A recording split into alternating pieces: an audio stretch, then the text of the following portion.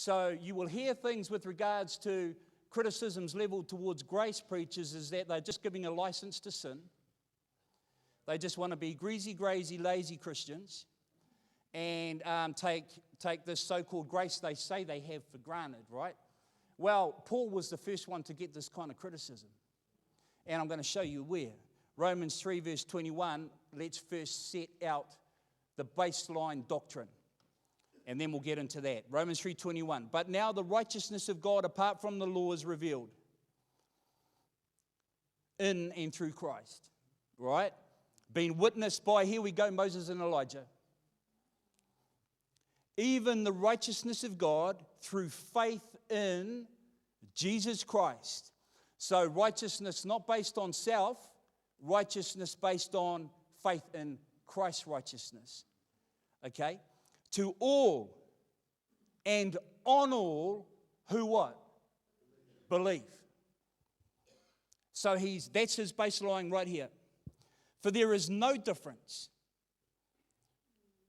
All have sinned and fall short of the glory of God. So we are utterly dependent on what God has provided us through his Son in terms of our justification, our righteousness, our sinlessness, our supply, our identity, our purpose. Everything is now in the person of Jesus. So he's laid that out. There's no difference. In other words, and this was specific to the Jews who were saying, well, we're better than the Gentiles. No. It was a big fight just for that to be accepted, that all of us could be saved by grace. Okay? But here we have him just leveling the playing field and says all those who are in Christ are of one. And so now he has to start, he's been teaching grace really strongly, but now there's some problems starting to emerge within the church. And here's problem number 1. Romans 6 verse 1 to 3. What shall we say then? So here he's obviously having this issue put to him. Shall we continue in sin that grace may abound? Hell no.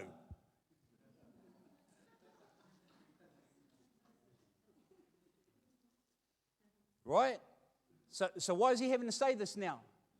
They know that the spectacular nature of the finished work of the cross now, whereas before you, under the law, you had to forgive, to be forgiven of God. Now you are forgiven because of his Son.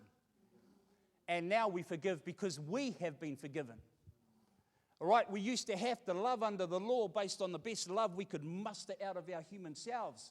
But now we love as God through Christ loves us. You see the difference? We experience to express. Okay? But here, the penny hasn't quite dropped for some people. And they're like, whoa, we've gotten off the hook. And so obviously, there's still some sin. And now hear me. Whatever is not of faith is sin. So we all need the forgiveness and the power of the blood every second of every minute of every day, of every week, of every month, of every year that you and I live. Okay? We all need it. Well, what's the point here? Okay? The believer, the son, the spirit man, daughter, who has the revelation of the cross, has the revelation of Christ, and now the revelation that the Christ nature has been imparted, righteousness has been imparted. Therefore, what part does righteousness have with unrighteousness? So here's what the point he's trying to get through here. Okay? And so he's dealing with a mindset. He's dealing with a head that is yet to be renewed into the fullness of the Spirit that is new. All right? In line with his new reality. And so he's having to fight off this issue. Because there are people out there saying, Paul just says you got grace and so you can sin whenever you want and it's all dealt with. And he's saying, no, that's not what I'm saying. Take your carnal ears off and put your spiritual ears on and listen. All right? Certainly not. How shall we who died to sin live any longer in it? Finished work of the cross. What he's saying is, how can you who no longer has the sin condition, you no longer are of the sin substance. You are a new creation. Behold, the old man passed away. all things have become new. He says, so how shall we who died to sin live any longer in it? Do you not know that as many of us who were baptized or united, you are organically united with Christ? You were baptized, united into his death. Okay? Only the cross makes that possible, which is why the cross was at the centrality of Paul's doctrine. I have decided to know nothing except Christ and him crucified, which is what brings this new creation reality home to us and makes it possible.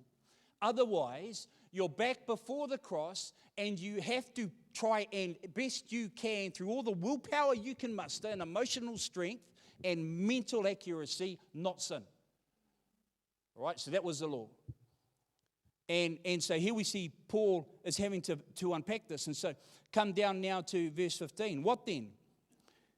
Shall we sin because we are not under law but under grace? You see, he's having to deal with this very issue. So now they have had the teaching that those who are under grace, sin is no longer imputed, which is correct. So that now their carnal thinking is, oh, well, again, therefore I'm off the hook. Since there is no more judgment against the sin because I am in grace, I can get away with whatever I like. And he's saying, so then, is that what we're saying? And again, he says, hell no. That's not what I'm saying. These questions come at, these questions, while they are biblically scripted, and they are for that time, they are still strong and alive and well today. All right, so anyone who would teach grace but does not teach this aspect as Paul does is not teaching grace fully. Okay, but we need to know. All right, and so here we go. Certainly not. Do you not know that to whom you present yourselves slaves to obey? See, now he's using language they can understand. All right, you're going to come at me like with this legal language, I'm going to come back at you. Do you not know to whom you present yourselves slaves to obey? You are that one slave whom you obey, whether of sin leading you to death or of obedience leading you to righteousness. Verse 19, he says, I speak in human terms because you're just not getting it with your spiritual ears. You are in Christ. Christ is in God, therefore you are God's. So when he's talking about this word slave, it's essentially you are a custodian of him to whom you belong. You are in Christ, and here's one of the great paradoxes of God is that Paul would say, you know, I am free in Christ, yet I'm his prisoner.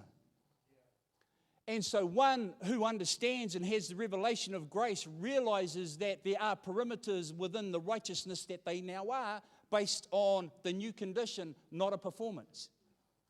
And so it's like it is completely unbecoming for righteousness to be carrying on as unrighteousness, according to our old creation man reality, our old creation man condition, and our old creation man behavior. All right? And so here he is having to break it right down. Slave here, or present yourselves, in that verse, present yourselves means to yield to. So it is now, you are yielding to what your heart already tells you because the laws are written on the inside. Your conscience is alive. You have spiritual activity arcing within the very person of you. It tells you what is right and wrong. You don't need a law book anymore. Yet you are in grace, so all things are permissible, yet not all things are beneficial, and I will certainly not come under the power of any.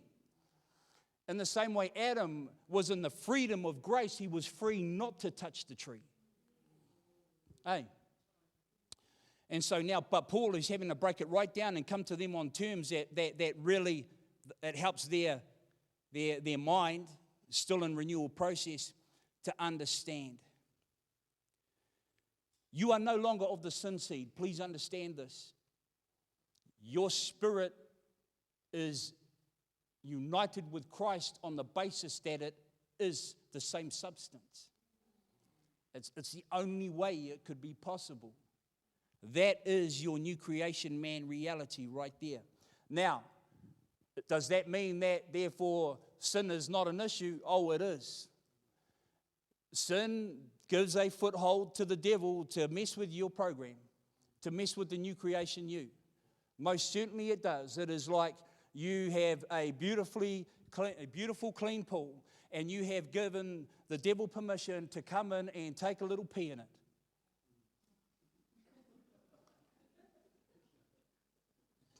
Now, the cleansing blood of Christ will clean the pool, but you might have to take a mouthful if your head goes under.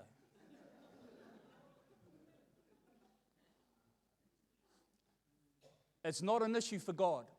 Understand this. It does not separate God from you, from His point of view, but it creates huge problems for us, okay, within our world. And He doesn't want us to be in that place. Notwithstanding, we're all on that journey, right? First to put my hand up. First.